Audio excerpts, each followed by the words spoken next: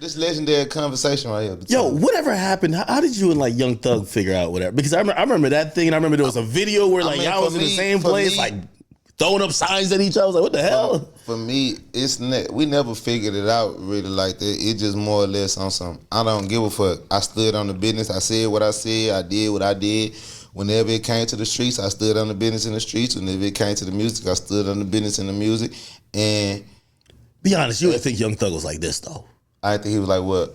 Man, you heard what they said in court about his. The whole time he rocking dresses, I'm like, all right, okay, he's like he's a troll. He's not like, you know what I mean. When I heard all the shit that they've been saying that he did, I'm like, oh, this was really the boogeyman. He's a killer, not like a killer, but like he really like that. He'll get knocked off. Well, that's what they say the court people. You ain't think like he was like this. Now we're hearing all these stories about how like Thug was just really that. He's on that. You've been around rappers, and rappers purport to be tough or act like they will whatever, but it's probably a handful, right? And you could probably see the genuine ones. Like with Thug, I thought a lot of shit was just trolling, and I was like, oh yeah, this was a serious motherfucker right here.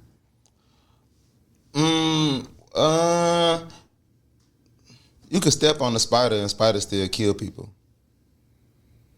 You know what I'm saying? Okay, it's a great analogy.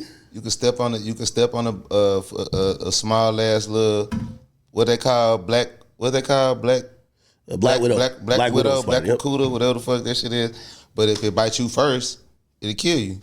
So the way I look at it is that when you born in like the streets, like the streets is like a jungle. You know what I'm saying? That's the safari. It's a lot of people who they true characteristics may not be their animalistic characteristics, but the settings and the surroundings that you given with, the terrain that you given, you have to use that killer instinct to survive. You have to use that killer instinct to remain in your own peace because people want to challenge your peace. And I, you know what I'm saying? I feel like any nigga who claim and represent the cloth and the lifestyle that we all supposed to come from, like you supposed to have that killer instinct in you. So I don't. It felt like I don't believe. No, I don't try. I try not to. What's the word? Underestimate. I try not to underestimate nobody when it comes to no street shit. But the morals and the principles that come behind it too, like.